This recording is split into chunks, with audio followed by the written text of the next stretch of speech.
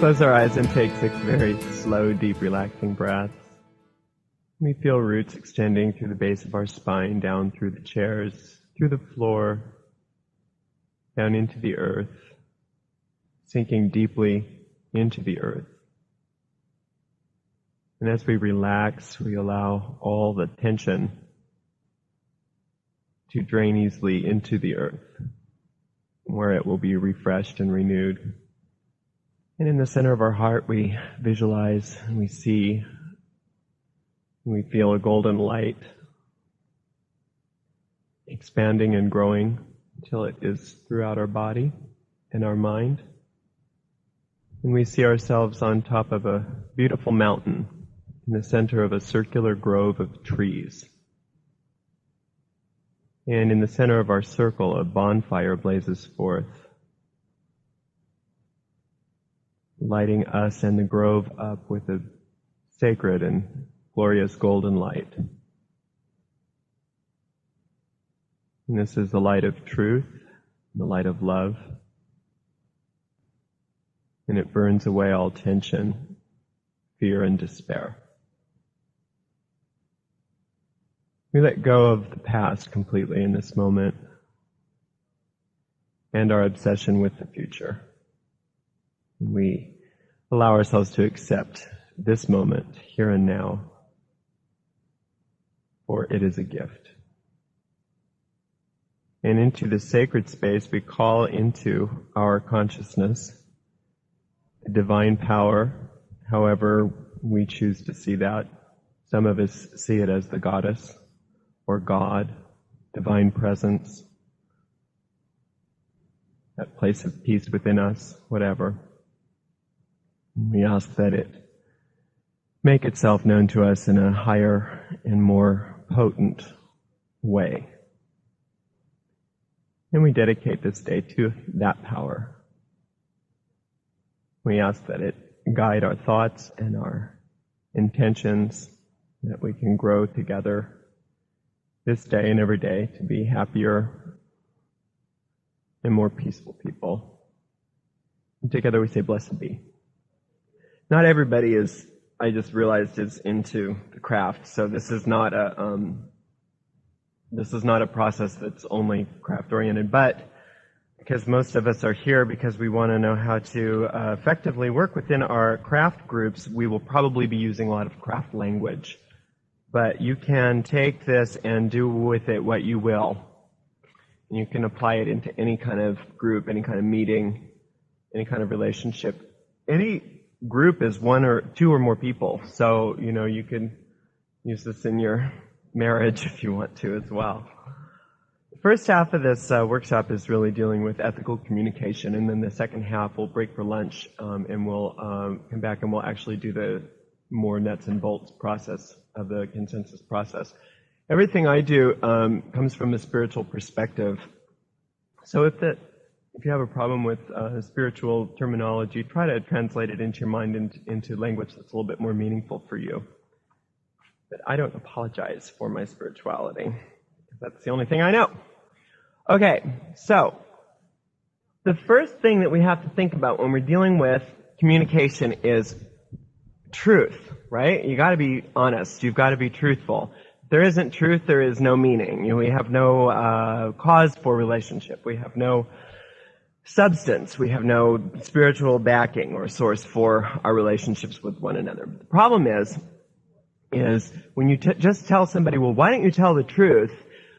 Most of us don't have any idea on how to grok that. It's not like we're raised in a culture that is very honest. We're raised with television, and we're raised with movies, and we're raised with billboards, and we're raised with all these sorts of things in our society, and in our families, and in our relationships, in our schooling, in everything, that what truth is somehow separate from the way I feel. There's something that's just separate from the way I feel within myself. For instance, we were talking about this on Friday. If you go into a kindergarten class and you say, hi, boys and girls, let me ask you a question. How many of you here are singers? And they'll all raise their hand like this. And then you go into a 8th grade class and you say, hi, ladies and gentlemen, how many of you in here are singers? You have like one person. raise their hand. And why is that? Because the world has taught them that they're not good enough. You're not as good as Lulu over there, so you can't sing, dear. Another example of that. When I was, I guess I was about 7 or 8, maybe 7. I remember asking my grandmother, because I'd been hearing gossip. I said, Grandma, tell me the truth. Is there a Santa Claus? And she said, no. And I tell you, from that day forward, I hated her guts. I did. I got over it. I'm through it. I'm fine with it now. But the truth is, she was doing me a service in her mind. But the truth of the matter is there is a Santa Claus, It's a spirit of cause and effect, He's watching you. He sees what you're doing. He knows if you're good or bad. And you'll get the gifts accordingly, And so and I remember my grandmother, my mother, upon hearing this dastardly thing, was conscious enough to say, don't believe that crap. There is a Santa Claus. What happens is as you get older, he doesn't come and give you the same kind of presents. The presents are different, And that was good. It sort of saved my innocence a little bit. So these sorts of things, what we learn is what I feel inside of me as being true and what they teach me as being true are totally different. Therefore, telling the truth equals I need to say what they want to hear from me. And that's what truth is. And so then we wonder why our relationships don't work, and we wonder why everybody in our lives are operating on half a brain. A lot of that has to do with the fact that we don't know what the truth is, and when we have an inkling of the truth, we feel like they won't get it if we tell the truth. So what we want to do is, why don't I tell them what they want to hear? Just like we were talking about the witch word. And it's just like, for years I've been like kind of on eggshells, walking around certain people, and it's just, the ancient people that were kind of really good into healing and because I don't want to disturb them. And sometimes they'll go, you mean the witches? Are you talking about witches? Or the people that I think can handle the word, I'll say, well, in witchcraft, I don't think that that's a good word. We don't use that word because, it's got so many negative connotations. So you never know. You can never know what people want to hear or not. And when you try to second guess them, all you're doing is selling out. You're playing the whore. You are being a whore for them. I'm going to give you what I think you want so that you'll give me something in return. Rather than saying, okay, let me find out what's true for me and share my truth with you unashamed, totally from my heart. This flies in the face of everything that we're taught in this world about what is safe and what is good and what is holy. So, first of all, what we need to do is find out for us what our truth is. And for me, and for the way I see things, is it's impossible for us to know what our truth is if we don't have some sort of spiritual center. You don't have to call it God. You don't have to call it anything. But you've got to be able to come from some sense of, I have something to contribute for the good of the world. If you don't feel like you have something to contribute for the good of the world, then you feel like you're taking up space here. You feel like everything here is just sort of like you're an intrusion or things. And I know for me, for many years, and I spent thousands of dollars on therapy trying to get through a lot of this stuff. And if I could have just been able to learn how to meditate, I would have been able to get there quicker. Not that therapy isn't good, and I'm still in it, so obviously it's giving me something that I need. But the idea that my presence was not only an inconvenience, but it was some sort of a hindrance to the world, was actually a step forward for me from what it used to be, which was, I don't really exist. I don't, not only, it's not that I'm something bad, it's that I'm nothing. And I see that a lot with kids today. I see that a lot with the people today. And I'm wondering sometimes if a lot of these school shootings and things like that we have, people say it's a lot about anger and rage. Yeah, I think it is. But isn't some of it of that also about, well, at least now I know I'm here. At least now I know I exist. And everybody knows because I've got to be able to be here because I'm on TV. You know, I'm in prison. These people are dead. I did something, you know, and I know that I'm not apologizing for their behavior. I'm not saying that that's what we need to have in this world.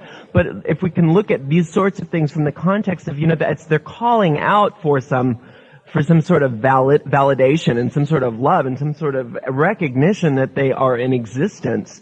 You see it from a different, more compassionate point of view as rather than, oh, those horrible people. Same thing with serial killers. Same thing with any kind of mental illness. Sometimes I think that the bottom line for a lot of our mental illnesses is that we don't even think that we exist. And we need to feel like we exist. And that's why people say, oh, well, you know, negative attention is better than no attention at all when kids are growing up. Okay. So to find your personal truth, you have to be able to feel like you even exist, and then you have something worthwhile to contribute. We can't do that in this society if we are looking outside of ourselves to find what it is that makes us good. If you look to Newsweek, if you look to CNN, if you look to advertising, if you look to anything out there, if you look to self-improvement seminars, if you look to anything outside of yourself to find your own sense of value, then what you're telling yourself is, I don't have enough. I'm an incomplete, broken person inside of me. And so how is it that you're going to be able to tell your truth to anybody with any sense of conviction if you think that you don't even have enough? You know? So I think the first thing that we need to do if we're really going to operate in the world, especially if we're going to operate in groups, if we're going to operate in relationships, is to heal our minds from this concept, this notion that we have a missing piece. Do you remember that book by Shel Silverstein, The Missing Piece? It was all about this person was going around and around trying to find his missing piece and his missing piece. And the moral to the story is that there is no missing piece. You know, there is no part of us that we need to go get more of. What we need to do is probably get less of the stuff that we have been glomming onto our personalities in order to make ourselves feel better about ourselves. What we do is we go out and we get another, whatever you're looking for. Okay, there's nothing, basic metaphysics according to me, there is nothing in the world that is good or bad. We were talking about this the other day. There's nothing in the world that is either good or bad. It's all neutral. But how we use it is very much can be defined as what's good or bad. Good, according to my tradition, is anything that leads you toward your goal. Bad is anything that detracts you away from your goal. If your goal is self-actualization, if your goal is finding your wholeness, if your goal is finding truth, then anything in the physical world that's going to take you away from that realization, anything in the physical world that's going to distract you from your realization of who you really are is, by definition, if you use that word, that way of defining it, bad. It's bad. But it's not good or bad in a moralistic sense. It's good or bad from more of the Cherokee point of view of good medicine versus bad medicine. Arsenic can be good medicine in certain circumstances, but it's bad medicine if you take it like vitamins. You know what I'm saying? So the same thing with your car. You know, there's nothing wrong with a car. If you like your car and it makes you feel, you know, if it brings you joy and you like that car and it gets you where you need to go and that particular car is something that's fun for you, then it's good. But it's bad if your self-identity is wrapped up into, if I have this car, I'm a good person and I'm happy. And if something happens to this car, my happiness is destroyed. Same thing goes for relationships. Same thing goes for your coven. Okay, well, as long as I'm with this group of people, I'm okay. As soon as this group of people in any way gets altered, then my sense of self is utterly destroyed. You know, relationships change.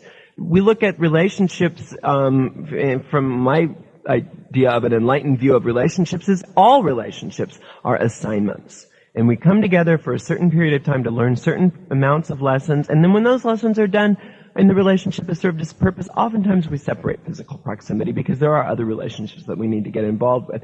This isn't to mean that, you know, that you should go into all of your relationships thinking, oh, well, this is temporary, so I shouldn't give it my all. What this means is that whether the form of the relationship stays exactly the same is inconsequential to the purpose of the relationship. The relationship is there for a specific purpose. You need to get involved with the purpose at full throttle, and then if it changes, your happiness isn't contingent upon whether that relationship stays in that form or not. Same thing goes with money. As long as I have this job, or as long as I'm making this amount of money, I'm happy. If the economy shifts, then I'm crazy. You know, that's what Jesus was talking about. You can build your house on rocks, you can build your house on sand. If you build your house on sand, the winds come and the rains come and the house is gone. If you build your house on rocks, the winds come and the rains come and the house is still there. Well, of course we're talking about this as metaphor. He wasn't talking about architecture. He was talking about our belief system. If we put our faith in things which are of this world to bring us happiness, then this world by definition is mortal. It is a mortal, changeable world. It's the only constant. If we put our faith in our inner self, in our connection with God, Goddess, whatever you want to call it, then that is unchangeable. So, all this to say that in finding your truth, in finding what you're here to contribute to the world so that you can start meaningful relationships, it's important for us to find a spiritual center and get rid of our own ideas about who we really are. Because our own ideas about who we really are based on what we learned. We knew who we were when we were born. Okay? But that moment that we were born, the first thing we heard was loud noises, bright lights, cold rooms, smack on the bottom, take me away from mommy, snip my cord, poke me with things, you know. First thing, our innocence is already being destroyed. The first thing that we are taught by the world is it's unsafe, it's painful, you know, that the world here is something that is a struggle and is basically you got Buddhism. All life is suffering. So what I'm saying here is that when we come to a spiritual center of I don't know who I am, because everything that I think I am is based on what the world defines me as and what I've learned, but there is a spiritual center within me that can define who I am because it is the power that created me. We call it the goddess. For instance, the goddess, nature, okay, we call it nature. The goddess is the power that takes, we were talking about this a couple weeks ago. There's a little seed inside of a tomato plant, okay? And this little seed is like nothing to look at. It's just this little fleck. It's this little speck. And if you knew nothing about tomatoes, and you knew nothing about gardening, and you knew nothing about any of that sort of thing, if you were an alien and you didn't get any of this, how the nature works here on Earth, and somebody told you, see this little fleck? I'm going to put this little fleck in the earth, in that dirt, that lifeless looking dirt over there. I'm going to water it, and the sun's going to come down, and this big vine is going to grow, and then this plant will feed my family. You'd think that that person was absolutely off their rocker. How in the world is this little fleck going to do that, right? But if you define yourself as a little fleck, if you see yourself as just the seed, then you have no concept of what your true capacity is. So the world sees us as the fleck. That's how we define ourselves, as not enough. But there is a power within us, AA would say, that can restore us to sanity. And what that power is nothing more supernatural than the power of nature. It's just like, okay, you didn't create yourself. There's a power that did create yourself. This power knows what you're supposed to be doing here. Get out of the way. Stop thinking you know what you're doing. You don't know what you're doing. You're nothing special. But there is something special within you that wants to burst forth. That is your personal truth. And you know where it's hidden? What you love to do. What you love. What you're drawn to. Where you love to be. You know, what I really secretly want to do is play music. But I know that what I need is a degree in business. You know, what I really need to do is, what I really love to do is work with children. But I know that I need to, you know, whatever. I know I need to get a degree, or I know that won't make me enough money, so I'm going to go into the corporate world. Whatever. That's the kind of stuff that we're talking about. So to find our personal truth is to sit and be able to be at peace with ourselves and to allow a higher power to define that truth for us. Follow your bliss. Now I love that with Joseph Campbell. He says, follow our bliss. But in this culture, we don't know what our bliss is. All we can tell you is what our pain is, what our suffering is. That's all we know. And that's what I'm saying is if you think you're supposed to know what your bliss is, you're stuck there.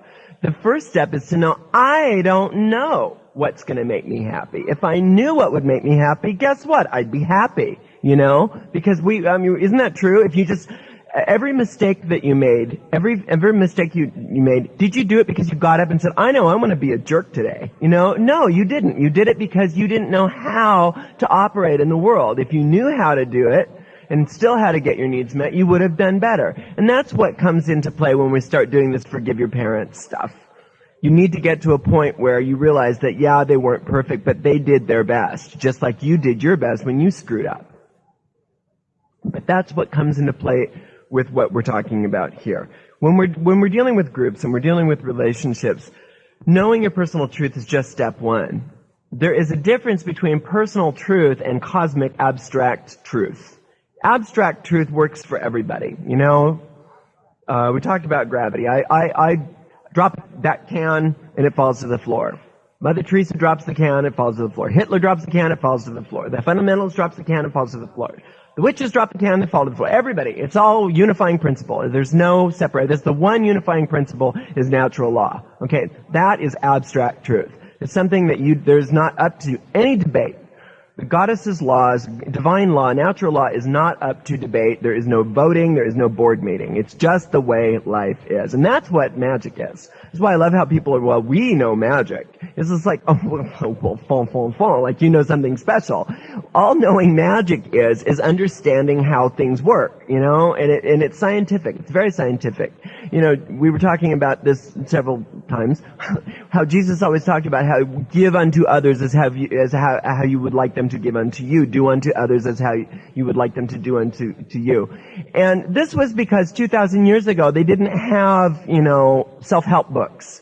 Nobody knew just, your thoughts create your reality. They didn't know that back then. So do unto others was as good as it got. But now, 2,000 years later, we understand a little bit more about metaphysical principle. Even people that aren't into this know about it because it's kind of hit a critical mass, So there's this context in this day and age that it's not just do unto others. It's what is my attitude toward these people? What do I think? How do I feel toward these people? That's a level of responsibility that we're asked to contribute to groups in this time. Especially if you're dealing with any kind of a metaphysical group like a coven or anything. That it's more than what you do with each other, it's how you're feeling towards each other. And if you're feeling something towards each other, to feel comfortable to be able to communicate about what you're feeling. The problem with that is that every time the world teaches us that when we communicate, and we're communicating a truth, and we're talking about something that's not working for us, or something that's of discomfort to us, the proper way to do that, attack. When somebody's saying something to us that is something that they're not enjoying about the experience, how do you perceive it? As an attack, right? So what we do is we either totally get into the attack and just go ahead and attack one another, or we avoid the experience and the encounter altogether, rather than looking at the fact that the truth does not lie in either extreme. That coin is total counterfeit money. Flip side of either of that coin is wrong thinking as far as truth. Metaphysical truth is your truth, your experience, the way you perceive a situation is just as valid as anybody else's. It's not right or it's not wrong. There is a place that we need to get to when we're looking at ethical communication, and that is that in order for me to have a piece of the truth does not invalidate somebody else's piece of the truth, even though in three-dimensional reality they look like they're opposing. That whole thing like we agree to disagree? That's hinting at what I'm talking about, is that we in our arrogance think that just because we don't see how my apparently opposing viewpoint to your apparently opposing viewpoint, we can't see how it's part of a congruent whole. In our arrogance, we say, well, then it must be wrong. You know, we don't get that there is a higher vision that's kind of looking down upon the whole thing and saying, oh, this is great. You know, they've got this part of the puzzle, they've got this part of the puzzle.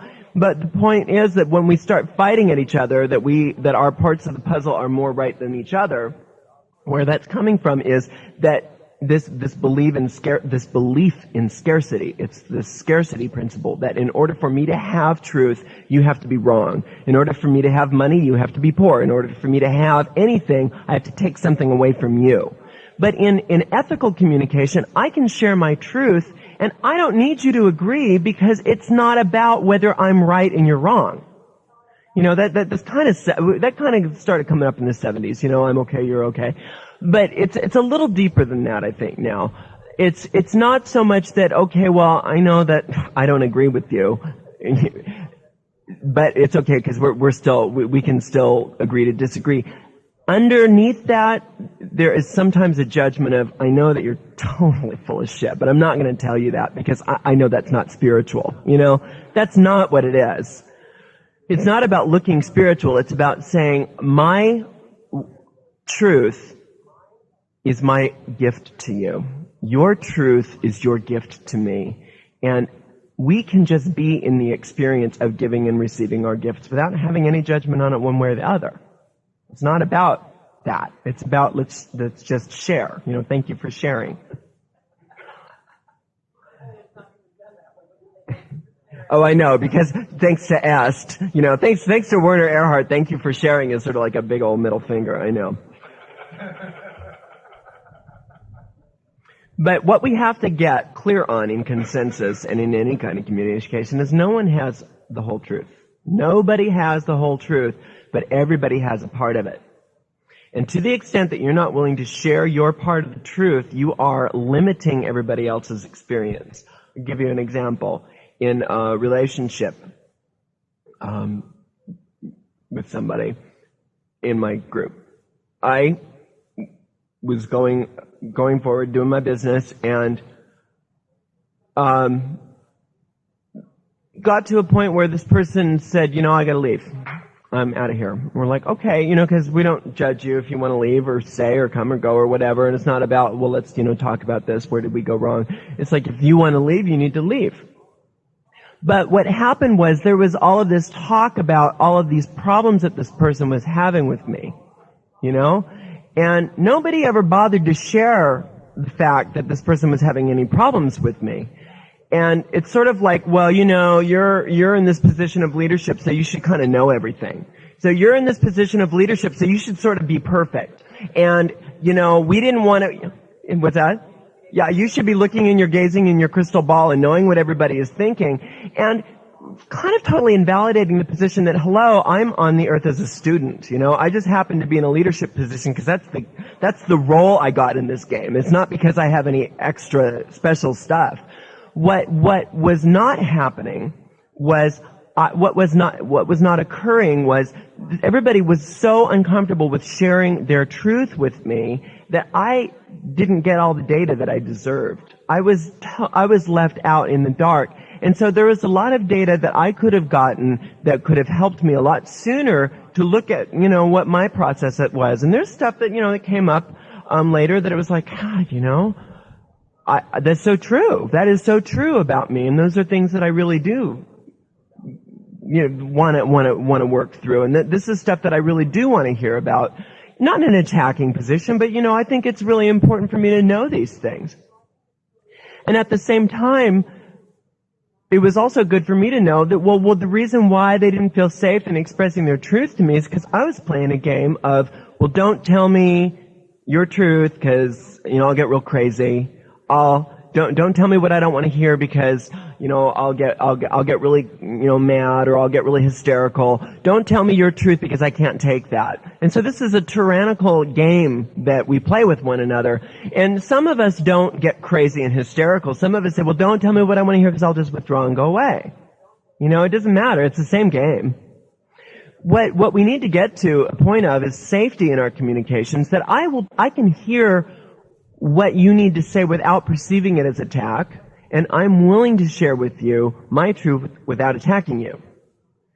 Some people are not going to be experts at this. So when it comes out as an attack, our job as spiritual seekers here, as adults, is to not get involved in the attack, not match the anger, not take it defensively, not take it personally, and listen and try to look for the gem of wisdom in there and kind of let the rest of it go, if we can. Because if you get held on to, I told this story. This is a perfect example of this. This woman left our group, and I've done so many horrible things in my life. I'm surprised anybody talks to me anymore. But this woman left our group. It wasn't working out. It just didn't work out. It wasn't anybody's fault. It just wasn't, sometimes, like we said, sometimes the relationship needs to be over for whatever reason. And that's really what it was. But instead of seeing that and kind of, being loving about it, I was pissed off at her, and she said something to me, and I said something in anger that was very unkind, and it wasn't that I was attacking. I just shut her off. I'm like, you know what? I don't want to talk to you anymore. Just, don't call me, kind of thing, and shut the door. And I went on my way. I guess I felt a little remorse, and I got through it, and I got through it. But about 2.5 years later, our paths crossed, and I was just happy to see her. I said, hey, how you doing? And she really didn't let it go. And she was on this one thing that I had, because we had a great relationship, but this one thing that I had said to her in an unconscious rage, it wasn't even a rage, it wasn't even that much, it was just this shut off, this one thing that I had said to her played through her mind for 2.5 years, over and over and over. And so when I saw her, that's what she saw in me, with that thing amplified, and it was very clear to me that she was not okay with me. And she made it very clear to me that you did this, and you said that, and you did this, and you said that. And I said, oh, geez, that was very unconscious of me, and I'm sorry. I apologize for that. I'm glad you pointed that out to me. That's a character flaw in me that I'm really working on, and I appreciate that. And I was very honest about that. I was very humble, and I felt bad that had happened, and I was grateful that she had been able to clear it with me. So I got an email from her the next day, reminding me again that you said this and you did that, and you said this and you did that. And I said, and then I said I was sorry. Let's move on. Third email, when she reminded me of that, what I said to her, I said, look, I said I was sorry, and I'm not going to apologize to you anymore. What I do know is that I'm innocent and you're innocent, and we are both children of the universe, and we can move forward with this relationship if you would like that. When I left it at that, of course, she never called me again. But what it did for me on a lot of levels, but in this topic, is it showed me that when somebody does something in anger, when we choose to see past the attack portion of it, when we choose to see past the defensive part of it, we can get right into the gift, and we don't have to have a big problem in the relationship. But when we hold on and we glom on to that resentment, it carries within us and it expands. It seems to grow like a cancer, and it festers. And then pretty soon it's the whole relationship. We'd known each other for 5, 6, 7 years. That whole relationship was gone because of that one thing that I said in her mind. That was the only thing that relationship was about. So that's our responsibility, I think, as adults in this sort of thing, in the communication, is not so much what we say, but how we hear what other people are trying to say. And if they are at a level in their development when they can't say their truth without an attack, our judging them is not going to help the situation any further. What our higher perspective can be is, I'm going to choose to see past the attack here, and I'm not going to choose to defend myself. Instead, I'm going to just love them and to hear what the truth, what the grain of truth in there is. Okay. In a group, when we share our truth, the group grows as a whole. When we withhold our truth, the group senses it. groups are smarter than individuals and dumber than individuals. What it is the group mind is just stronger. It's just a more dynamic presence. So when you have a group of people, you can, if you speak to the intelligence of that group, then the intelligence of that group will respond. Like right now, I'm speaking to you as if you guys are very intelligent, and I'm getting a real intelligent response. But if I was speaking down to you, I would be getting back some sort of resentment energy from you. You know what I'm saying? Same thing happens when you're speaking to any group, when you're involved in any kind of a group. If you're thinking thoughts that are on a lower vibrational level, lower evolutionary scale with that group, the group will respond in kind. Look at Nazi Germany. It was very dynamic energy that happened. People say, oh, Hitler was an evil man. But, Hitler was only evil to the extent that people allowed him to be evil. It wasn't so much that Hitler did that. Hitler didn't really do much. But the same thing happened with Gandhi. Gandhi didn't do much. He slept most of the time, He ate, and fasted and slept, and he became peaceful. So, a powerful person isn't somebody that does a lot of things necessarily, but a powerful person is a person around whom things get done. So in groups, if you are approaching the higher part of a group in your mind, that higher part of that group will respond. If you are having problems with somebody in the group and you're just not speaking about it, the group still gets it. And they will either be honest about it to themselves or not, but they get it. Everybody gets everything. We are mostly telepathic people.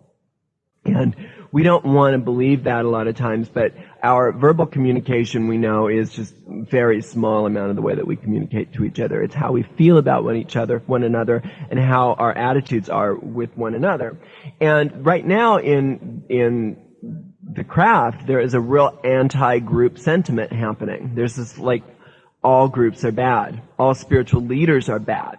And you know why that is because of several reasons. One of the reasons is because people have gotten burned by lots of bad groups, and people have gotten burned by lots of spiritual leaders that were coming from places that were probably not of the highest integrity.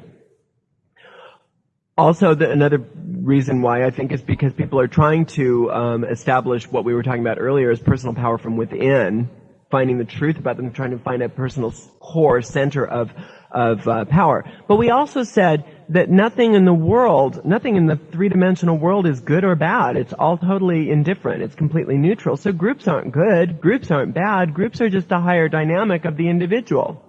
It's harder to... Did you ever hear that story? I tell it a lot about the yogi. He was up in the Himalayas, and he was a solitary person. He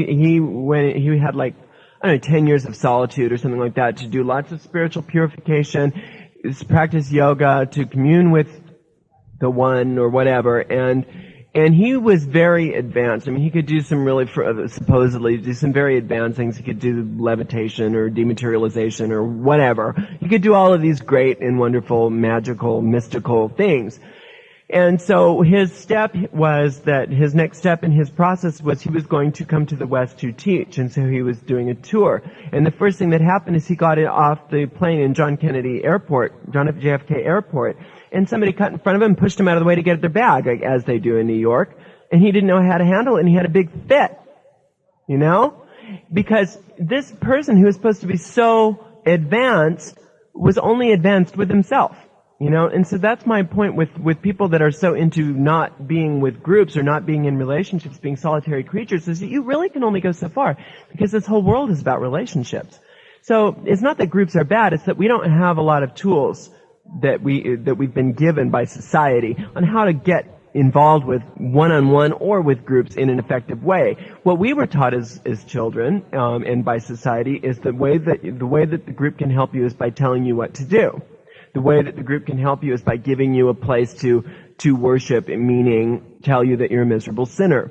Or another thing that the world tells you is that groups are cults. All groups are cults, and what you do is you need to hand over your personal power to the leader, and they will take care of your life for you, or whatever.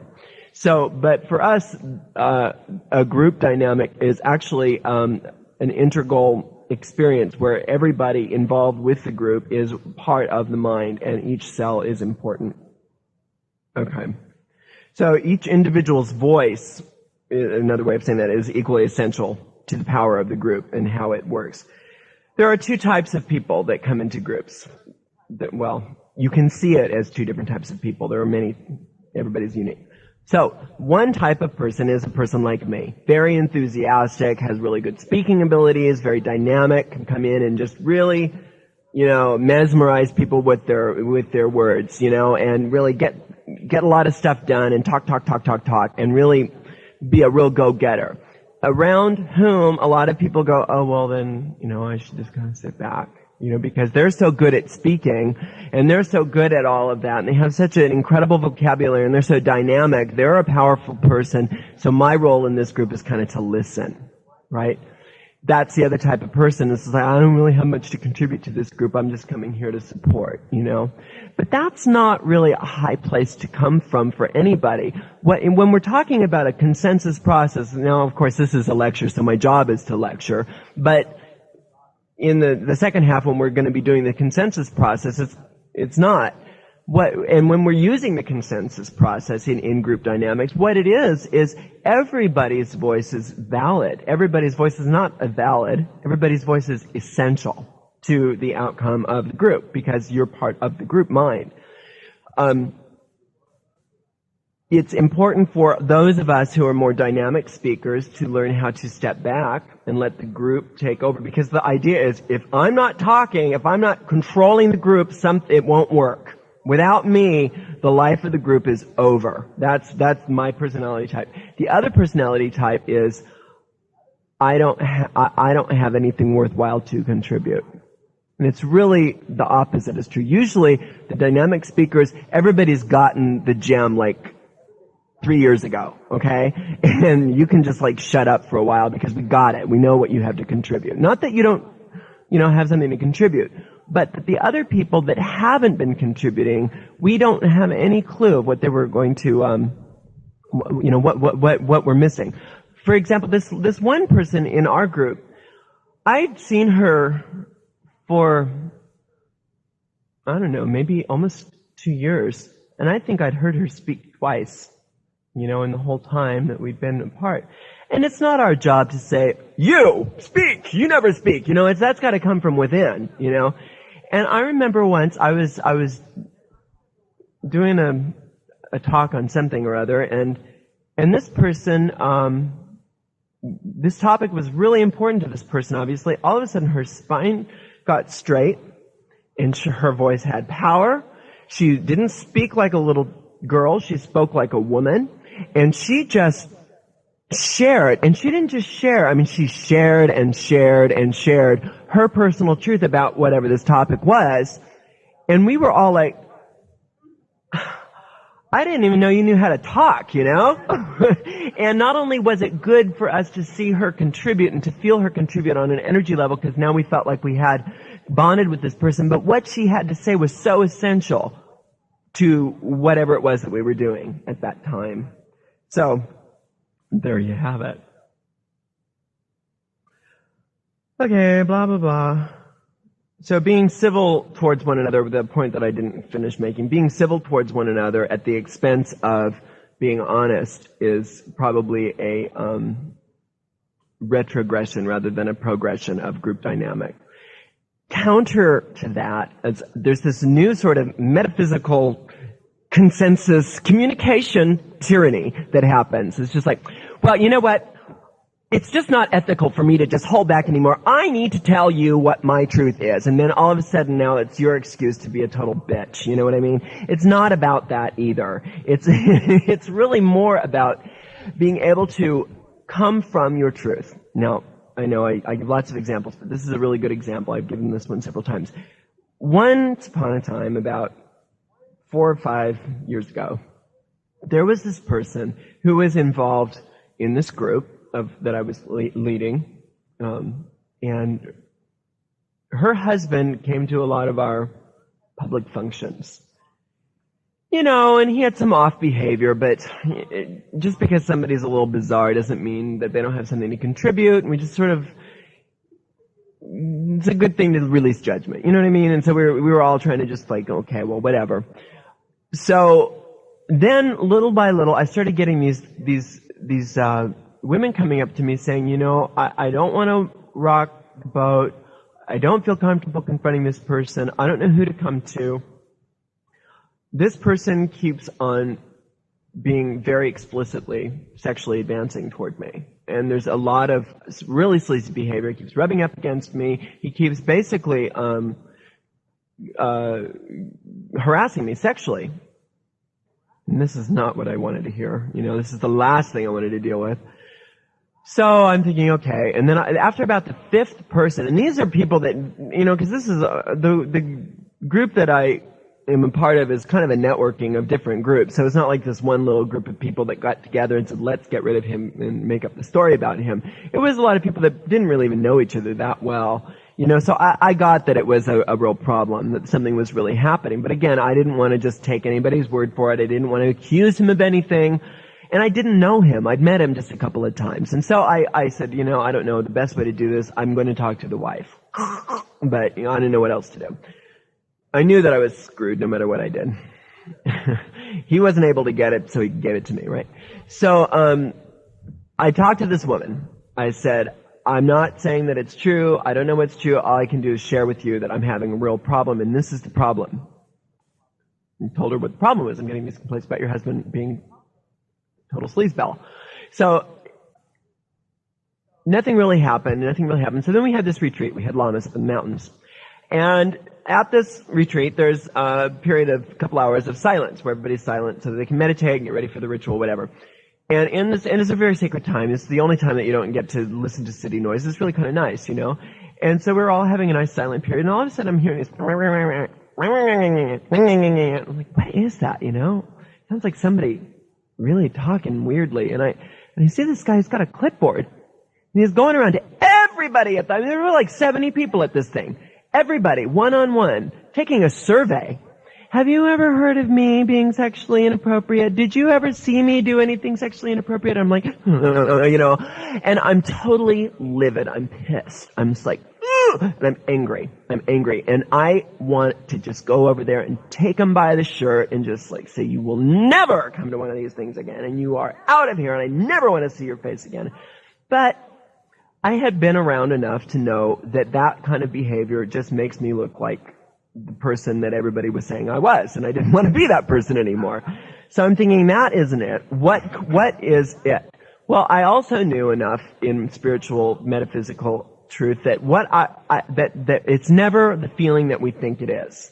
So I'm feeling rage, and I'm thinking, okay, well, I did an Ariel on myself, what would you do if somebody came to you and said, this is what they were going through?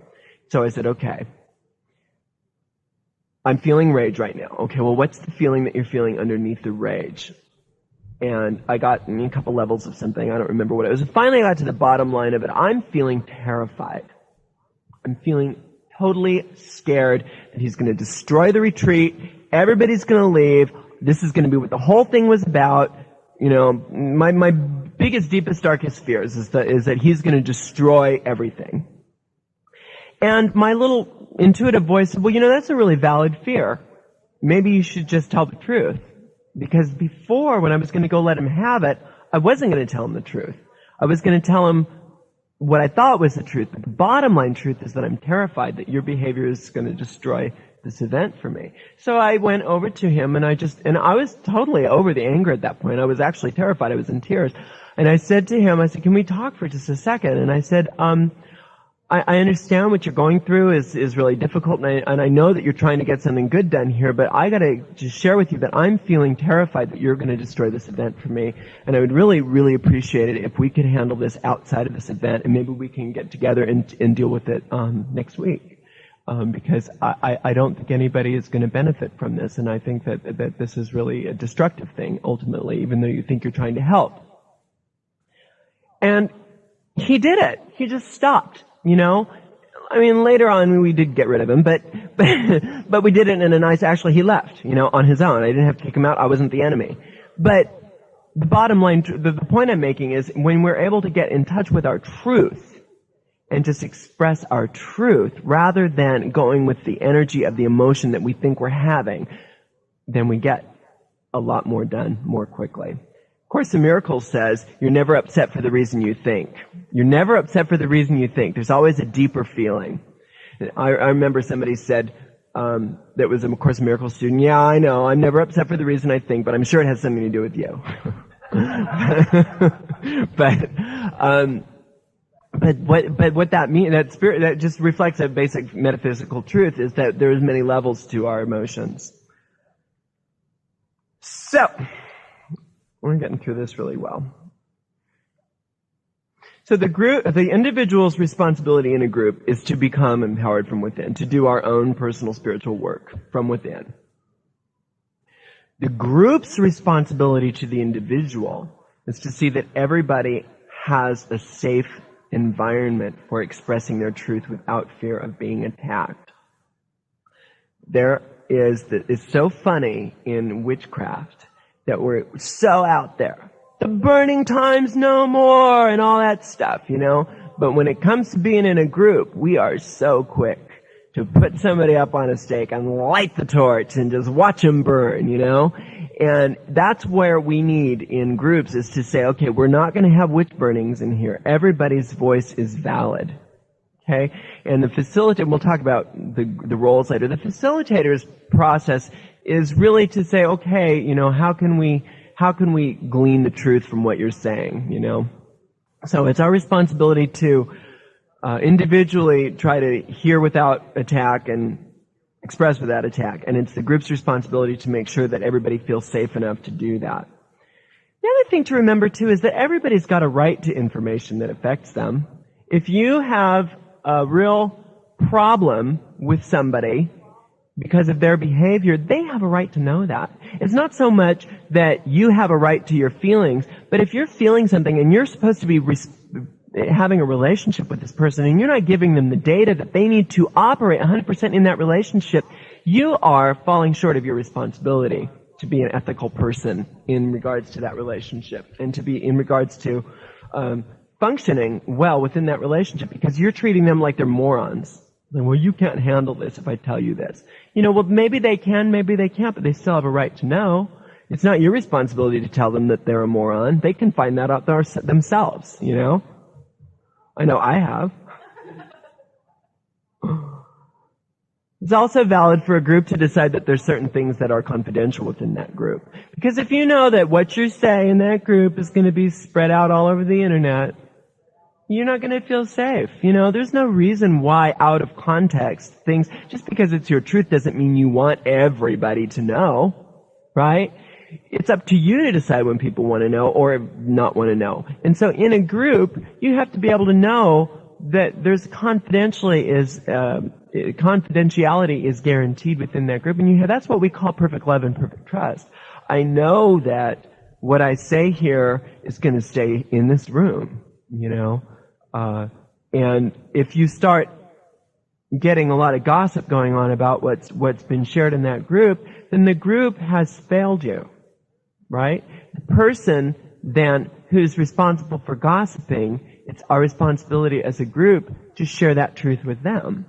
It's like, you can do that without attacking. It's like, I know how tempting it is to gossip. I know how seductive gossip is. It's really easy to dish, and we all love to do it.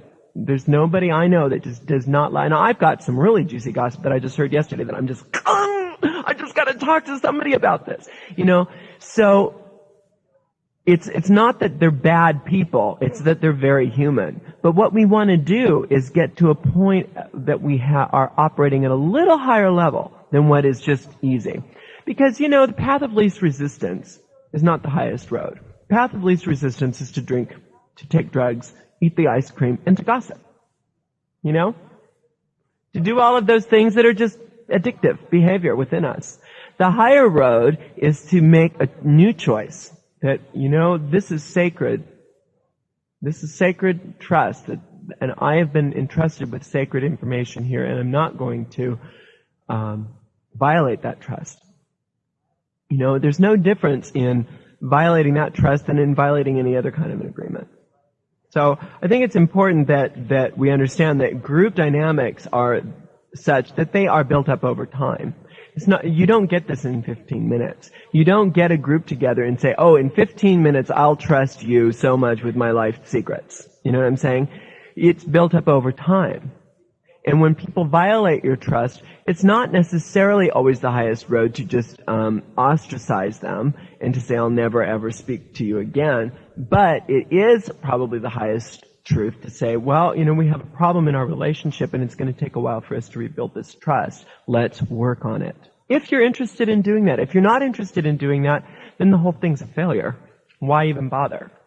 You know, in a relationship, any kind of relationship, whether it's a marriage, whether it's spiritual brother and sister, whatever it is, if you aren't both committed or all committed to being perfectly honest with one another, I've gotten to a point where, why are we even bothering? You know, I know in therapy, if you go to therapy and you're not going to be honest with your therapist, you're pouring your money down the drain. You know, you may as well just give them the money and go do something else. You know, but the same thing is true with us, because the world is therapy, if we choose to see it that way. If we choose to be of coming from our space of honesty and integrity with one another, then the world will respond accordingly, and we will be healed. And we're all worried about these problems with the school shootings, and problems in the ozone, and all these problems out there, and we're going to go out there and sort of fix it. You know, through our political means, we're going to fix these problems. Through scientific means, we're going to fix these problems. Through, sociological science, we're going to fix these problems. When the truth is that none of these problems are going to be fixed until we can heal our interpersonal relationships. And we can't heal our interpersonal relationships until we can heal our relationship with God, or whatever you want to call it. And that's what it is. Every relationship is a holy encounter. Every relationship is a temple. Every relationship is a church, or whatever you want to call it. So we have this bizarre thing in the craft, like, okay, well, I feel safe in this group of people, and these are my spiritual brothers and sisters, and that gives me permission to leave this group of people and go out and be a total jerk. No. What this is a microcosm of the world. And what you learn from these relationships, you are supposed to take and go out and work with the world. So if I learn how to love people a little bit more strongly here, and be more clear and be more honest with people more strongly here, I can take that same strength and apply it to any other relationship. And not only relationship to people, but anything in the world. My relationship to money, my relationship to my job, my relationship to whatever. Money is nothing more than a relationship with people. Your job is nothing more than a relationship to people. And that all comes from the same thing of being, how well can I communicate? How well can I be centered in my own personal truth, and then extend my gift forward to you? And if we see it as gift, if we really do see it as a gift, it's a totally different energy than, oh God, I gotta tell the truth, Because that's what it's like, tell the truth, like it's gonna be some painful, horrible experience. If it's a painful, horrible experience, you're not telling the real truth. You're telling, it may be the truth in three-dimensional reality that she did this or I did this or that happened, but it's not spiritual truth. If it's spiritual truth, it's still coming from the fact of, my only goal here is to love you. My only goal here is to connect with you. And my gift here is to tell you the truth of, yes, what the experience is that we're discussing in three-dimensional reality, but not only the experience, but what it represents to me. And so, like with that guy, it's not that I'm angry with you and I want to throw you down a cliff, even though that's what I was feeling at that time. The truth is, I'm afraid. I'm afraid that everything that I worked for is going to be destroyed by your behavior. It's totally different. It's a totally different thing. One was truth in three-dimensional reality. The other one was, yes, truth in three-dimensional reality, but more truth within my gut. Okay, why don't we take a break?